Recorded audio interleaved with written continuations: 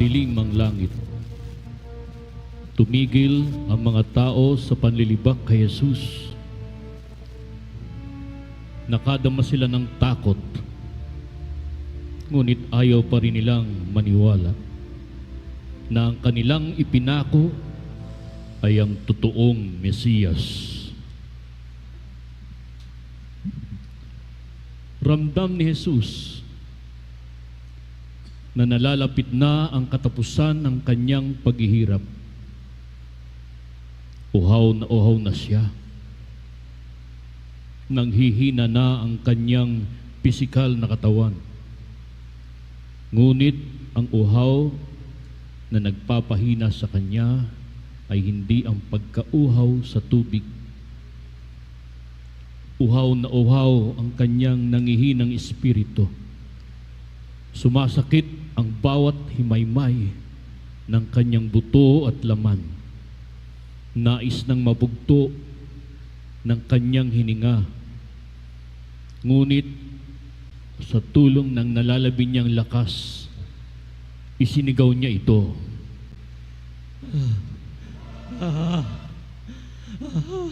Ako'y nauuhaw.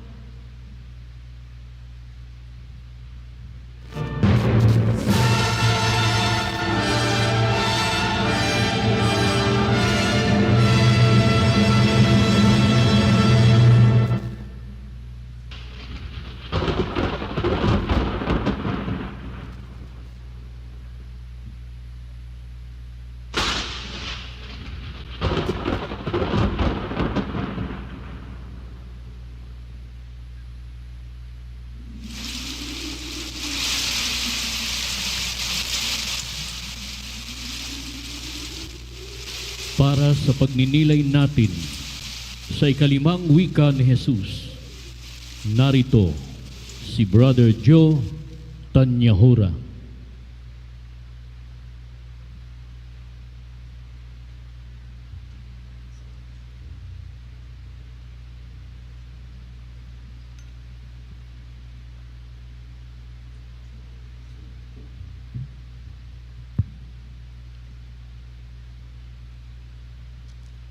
Sabi sa Banal na Aklat, Ebanghelyo San Juan, Kabanatang 11, ito po nasa sa Banal na Kasulatan.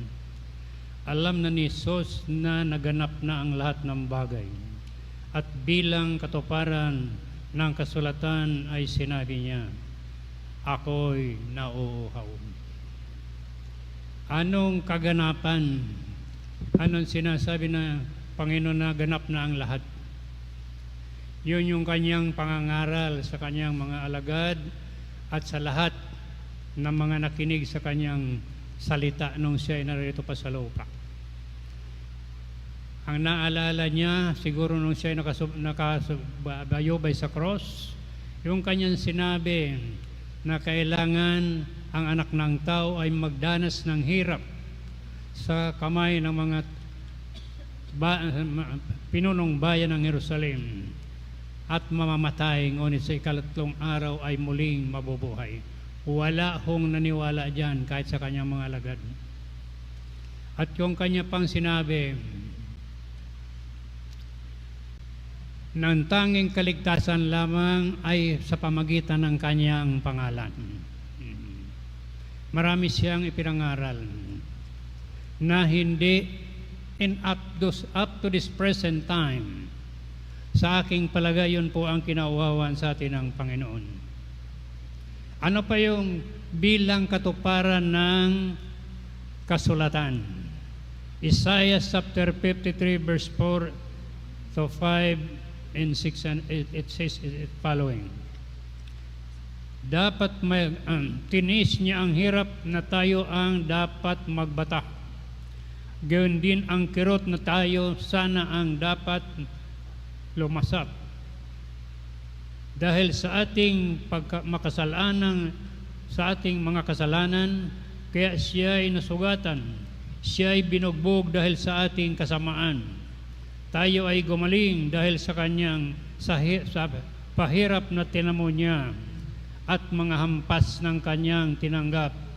tayong lahat ay parang mga tupang naligaw. Nagkanya-kanya tayo ng lakad, ngunit inibig ni Yahweh na sa Kanya ipataw ang parusan, tayo dapat ang tumanggap. Nang siya'y hulihin, hinatulan at dalhin sa dakong patayan, wala mang nangahas na ipagsanggalang, wala man lang dumamay, siya'y pinatay dahil sa sala ng sangkatauhan. Ito po, this was prophesied centuries ago before the coming of Jesus. Ito po ang ipinangangaral ng mga eskribas nung wala pa ang Panginoong sa mundong ito. Bakit hindi ito naalaala ng kanyang mga persecutor, especially the scribes and Pharisees? Ito po ang kinauuhawan niya. Sapagkat sa kabila ng sila ay mga matatalino, expert of the law, hindi nila alaala ito ng Mesiyas, ang anak ng Diyos, totoong Diyos, ay magiging magkakatawang tao. Doon po siya, sa aking palagay, doon siya po ay labis na nauhag. And also for all of us at this present time, marami hong kinauhawan ang ating Panginoon. Tayo sa ating ministry, we are on the 43rd year of this ministry. Kung tatanungin ko ngayon, sapat ito naman ay nakalagay sa banal na aklat.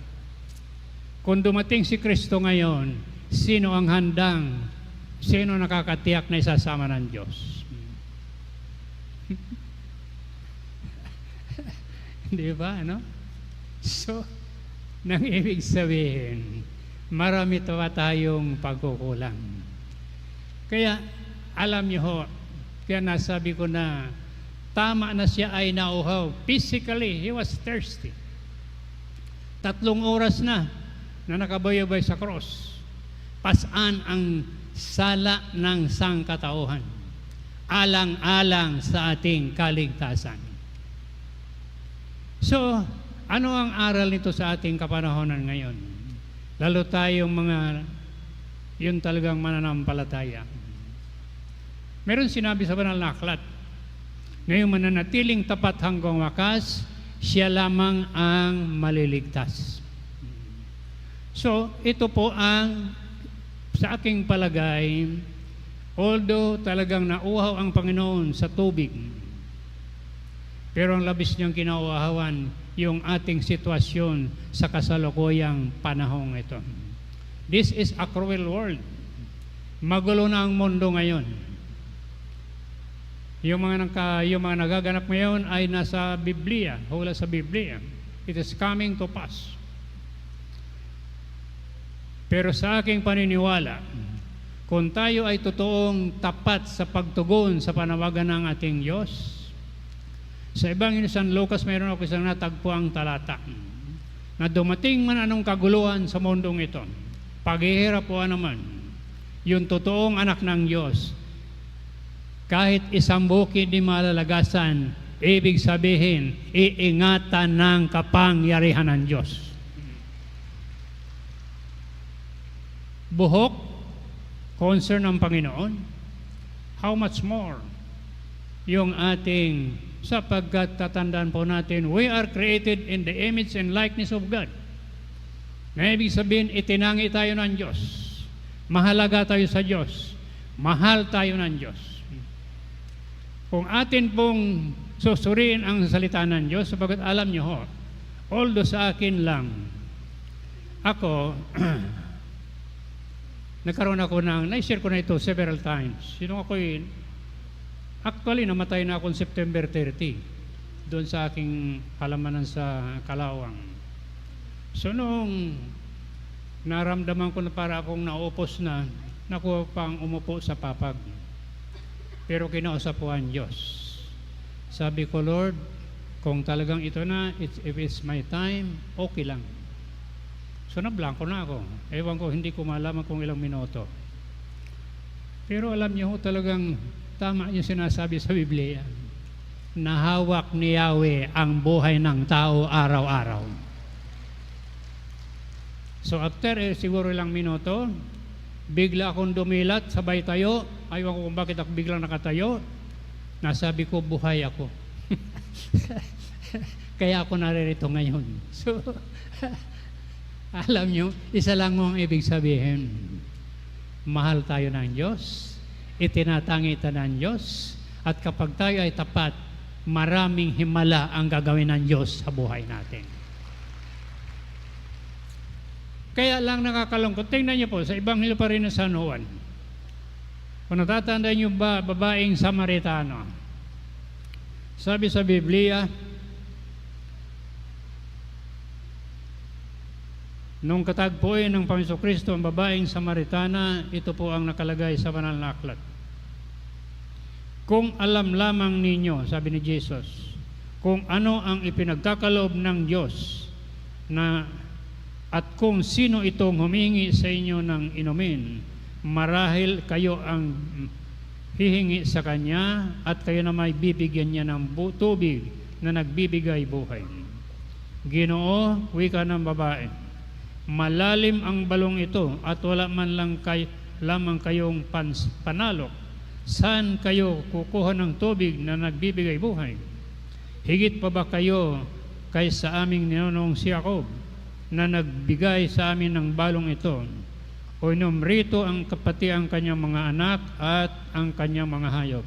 Sumagot si Jesus, ang uminom ng tubig na ito ay di na muling mauhaw. Ngunit ang umiinom ng tubig na ibibigay ko ay hindi na mauuhaw kailanman.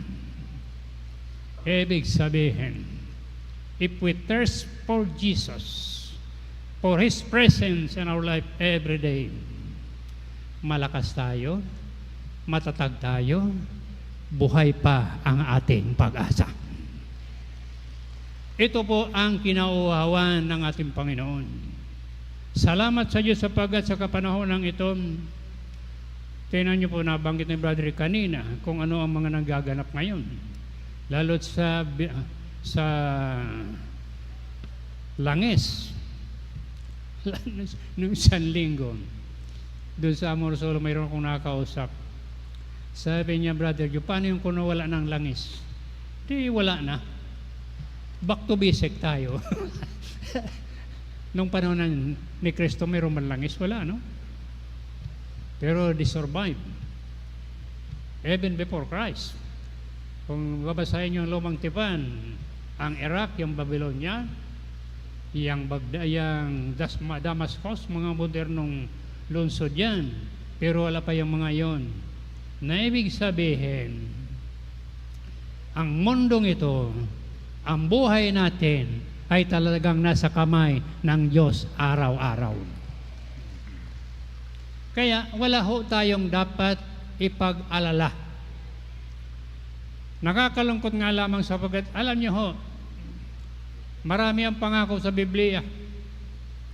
Na kung ito pa yung hawakan natin, sa akin hindi pa, wala pang 10 ang aking pinangahawakang pangako sa Biblia. Na kung talagang buo yung ating pagtitiwala, answered prayer tayo lagi sa ating mga gagawin.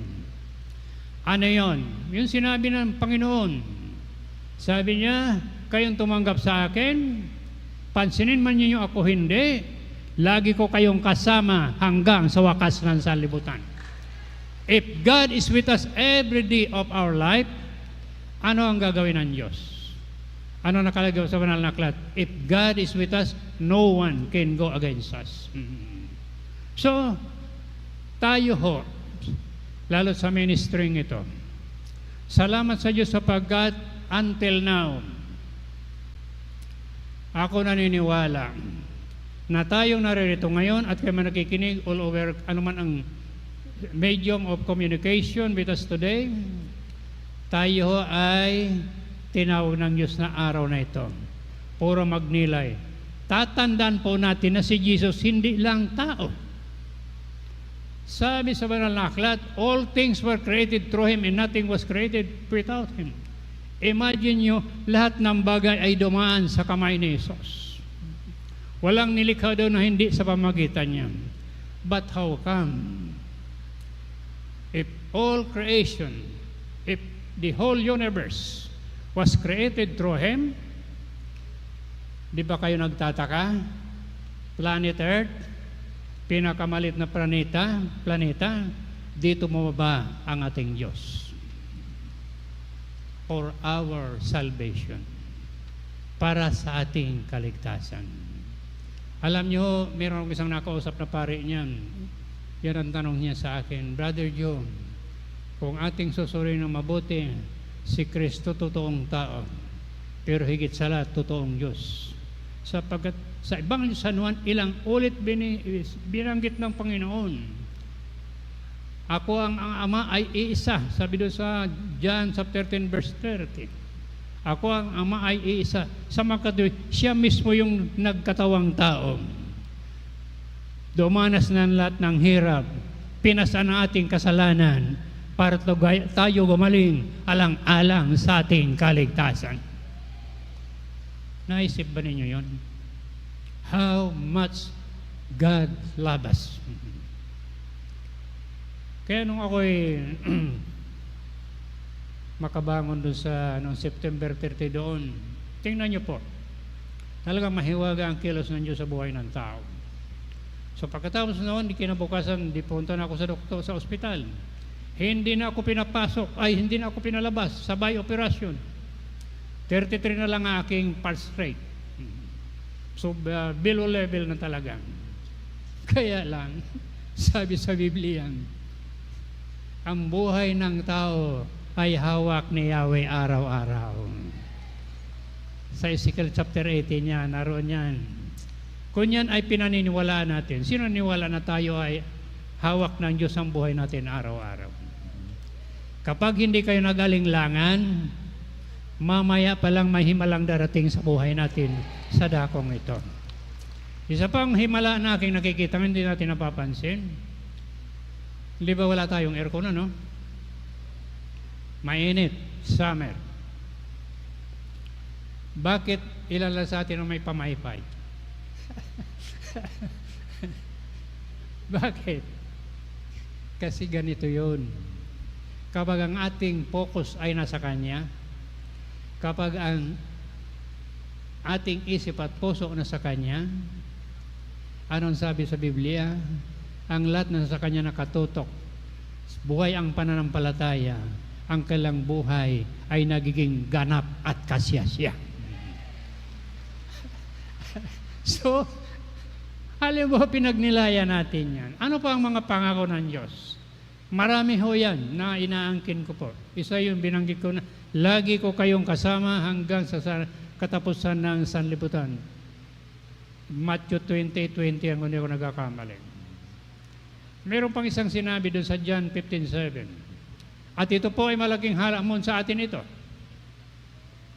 Sabi niya, kung nanatili kayo sa akin at nanatili sa inyong mga salita ko, humingi kayo ng inyong maibigan at ipagkakaloob sa inyo. Isa ho yan sa kinauhawa ng Panginoon. Many of us are in doubt of God's promises. Marami ho ang hindi naniniwala sa pangako ng Diyos. Mayroong isang disciple, hindi ko babanggitin ang pangalan. 29 years na siya dito sa ating ministry ito. Na-assign ito sa lugar ninyo. Sabi niya sa akin, sabi, Brother Joe, parang walang kabuluhan na nangyayari sa akin sa ministry ito. Sabi ko, bakit? So, problema yata sa kanyang anak, problema sa kanyang sambahayan. Sabi ko, huwag mong problemahin yon. Dapat ka pang magpasalamat sapagkat hanggang ngayon, buhay ka pa. Ang ayong buhay galing kay Yahweh El Shaddai. Diba, no? Galing kay Yahweh El Shaddai. So, natigilan siya. Kasi ganito ho yun. Tatandaan po natin, bakit nauha ang Panginoon? Ito po is actually a prayer of Jesus in Calvary. I thirst for all believers, lalo't yung mga naglilingkod, sa mga naglilingkod. Tatandaan po natin na ito po ay nakalagay sa banal na aklat. walang naglingkod ng tapat kayawi na kanyang pinababayaan. So maliwanag po ito. Maging tapat lang tayo, maging matatag tayo. Kaya, kumbaga sa aking pagninilay, isa lang ang ibig sabihin ng pagkao ng Panginoon sa atin lahat. Wala tayong utang na loob sa Kanya. Alam niyo kung bakit? Lahat mayroon tayo. Kalakasan, kalusugan, yung iba mayaman materially. Sino nagpapasalamat sa Diyos? Ngayon lang. Di ba, no? Samantala marami. Tulad ng isang February, saan ba ko napunta noon, tinanong ko, sabi ko, wala ba kayong napapansin sa panahon natin ngayon? Marami tayong comfort that we're enjoying right now. Ano yun? Sabi ko, tipid sa kuryente. Sapagkat walang aircon, malamig ang hangin, pero walang nagpapasalamat sa Diyos. Di ba, no? Kailan conscious tayo sa mga ganun? Lahat ng ating kapaligiran. Tatandaan natin na lahat yan ay nasa kapangyarihan ng Diyos. Kaya lahat ng mayroon tayo, ano sabi ni Kristo? Wala kayong magagawa kung kayo ay hiwalay sa akin.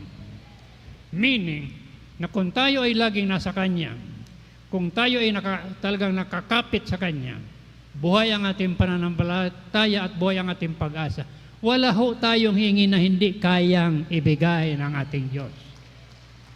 Although He is doing it to us, marami na yumaman sa sino yumaman sa atin materially. Di ba? No? Yumaman na tayo. Yun ho ang kinauuhawan ng Panginoon sa atin until now. Sapagat, sabi ko nga, isa pang mga naobserbahan ko dito in last 41 years na ako sa ministry ito. Tinawag ko 1985. Bibihira akong nakakausap na nagsisir, Brother Yu, ito ang nangyari sa buhay ko dahil kay El Shaddai. Karamihan ho, kadalasan, puro problema sa buhay. So sabi ni Kristo, bakit hanggang ngayon namumroblema pa kayo? Ibinigay ko sa inyo sa lahat ang salita ko. Ano nakalagay sa Biblia? Jesus, the Word, was the source of life. And this life brings light to humankind. Anong sinabi ng Diyos? Ako ang ilaw ng sanlibutan ito. Ang sino mang sumusunod sa akin ay magkakaroon ng ilaw na magbibigay buhay at dinalalakad sa kadiliman. Very much in contrast with what is happening in the world today. Hindi lang sa bansa natin, madilim ang mundo ngayon. Maliwanag ang sinabi ni Kristo, akong ilaw ng sanlibutan ito. Ang sino mang sumusunod sa akin ay magkaroon ng ilaw na bibigay buhay at kailanman dinalalakad sa kadiliman. Pero bakit marami pang lumalakad sa kadiliman? Na ibig sabihin, marami pa sila mga desire sa buhay nila. Kaya sabi ko doon sa mga anak ko, sabi ko, lahat kayo, lalo yung tatlo kong lalaki, you are more than blessed. Kahit hindi kayo nagpapasalamat. Sabat yung mga anak ko nasa sa ibang bansa. Ayaw ko yung isa, meron akong iniwan na, yung isa kong nasa New York, iniwanan ko ng Biblia yun. Nung huli pumunta ako doon. Sapat hindi sila. Kaya lang ang napansin ko naman, itong mga ilang, siguro years, 2 or 3 years, umigit pa. Walang linggo na hindi sila tumatawag sa akin. Halos linggo-linggo nagtatawag sa akin because of my prayer. Prayer works. Mahalaga ho ang panalangin. Isa rin ho ito sa kinauuhawan ng ating Panginoon sa kasalukuyang panahon ito. Ano nakalagay sa banal na aklat? Kung ang dalawa magkaisa sa panalangin, where 2 or more are gathered in my name, whatever they ask in prayer, in my name, sabi ni Jesus. Para sa mga tatay, para sa mga manggagawa, that you're joining in prayer, kapag totoo yung panalangin ninyo, tiyak answered prayer tayong lahat. Yan ang hinihingi ng Panginoon. Sa totoo lang, itong giyera ngayon sa Middle East, kung tayo lahat nananalangin, palagay ko matagal na tatapos yan. Sapagat ang ating Diyos ay Diyos na mahimala. He's a God of miracle. Saka, ayaw ng Diyos. Basahin niyo sa Biblia. Wala akong nabasa sa Biblia na ang tao gustong mapahamak ng Diyos. Kung babasahin niyo ang Biblia from Genesis up to the book of Revelation, sa Genesis pa lang, anong ginawa ng Diyos? Nilagay sa paraiso. Nilagay sa paraiso. In His presence. So, ano ang ibig sabihin noon? At ito ay dapat nating pagnilayan lahat. Yamang din lamang na tayo ay tinawag ng Diyos, binago ang ating buhay, magpakatatag tayo, maging tapat tayo, at higit sa lahat, bigyan natin ng pagpapahalaga ang Diyos sa buhay natin araw-araw.